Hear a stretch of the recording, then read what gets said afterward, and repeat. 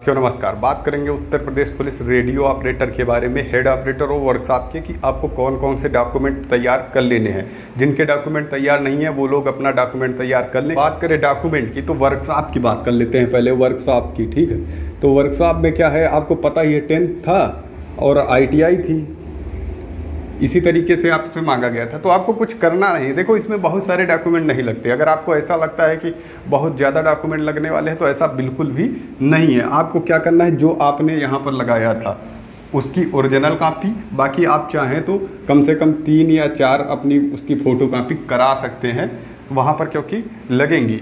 अब बात करें इसकी ओरिजिनल लेके ही जाना है, ये तो आप लेकर ही जाएंगे। और उसके बाद आपका, अगर आपने जैसे OBC हो गया, SC हो गया, ST हो गया, EWS हो गया, जो भी आपने लगाया है सर्टिफिकेट, तो वो आपको लेकर जाना है। वो उसी समय का होना चाहिए जिस समय ये भर्ती आई हुई थी और जो डेटें दी गई थी उसके अंदर का होना चाहिए। बहुत से लोगों का खो गया है, तो खो गया है तो आप देखिए जहाँ पर से आपने बनवाया था ना, वहाँ जाइए और बताइए कि हमारा जो है ये प्रमाण पत्र खो गया है, तो वो दोबारा से निकाल देंगे। आप लोग परेशान ना हो इसको लेकर, ये दोबारा से निकल आएगा। ठीक है, तो वहाँ से आप इसको निकलवा लीजिए। 2 चीज़ें हो गई। और इसके अलावा क्या लगना है, आधार तो आपको पता ही है, हर जगह लगता है। आधार कार्ड ले लेना है, और फ़ोटो तो आपको पता ही है, लगभग 7-8 फ़ोटो लेकर ही जाना है। फ़ोटो हो गया, आधार कार्ड हो गया, EWS सर्टिफिकेट हो गया, या फिर OBC SC जो भी है आपके पास वो हो गया, और ये 10th या इससे ऊपर। अब आप ये पूछेंगे कि अगर इससे ऊपर के डॉक्यूमेंट हमारे पास हैं तो लगा सकते हैं कि नहीं लगा सकते। बिल्कुल लगा सकते हैं। आपके पास जितनी भी डिग्रियां हैं वो यहाँ पर आपसे बाद में ली जाएंगी कि आप चाहें तो लगा सकते हैं। लेकिन उसका देखो, थोड़ा सा आपको हो सकता है कभी फ़ायदा हो, लेकिन ऐसा होता नहीं है।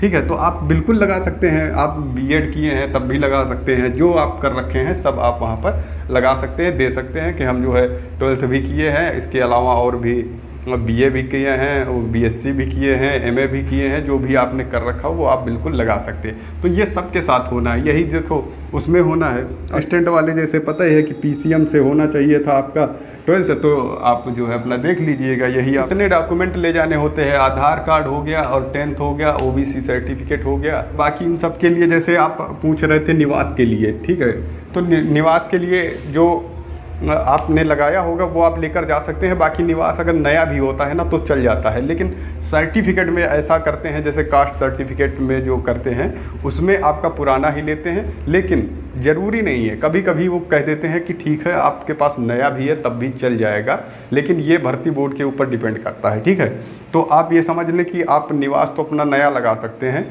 लेकिन आप जो है ये ज़रूर पुराना आप तैयार कर लीजिए अगर आपके पास नहीं है। ठीक है, आय वगैरह तो वहाँ लगती नहीं है, तो कोई दिक्कत वाली बात नहीं है। इतने ही डॉक्यूमेंट आपको तैयार करने हैं। इतने डॉक्यूमेंट अगर आपके तैयार हैं तो कोई दिक्कत वाली बात नहीं है। आराम से आप डॉक्यूमेंट वेरिफिकेशन में पास हो जाएंगे। बस आपको अपना फिजिकल फिट रखना है, उसके बाद आपकी रनिंग होगी और उसके बाद फाइनल रिजल्ट आ जाएगा, फिर आपकी वर्दी मिल जाएगी। बाकी कोई डॉक्यूमेंट संबंधी अगर डाउट है तो आप नीचे कमेंट करके पूछ सकते हैं, उसका रिप्लाई ज़रूर करेंगे।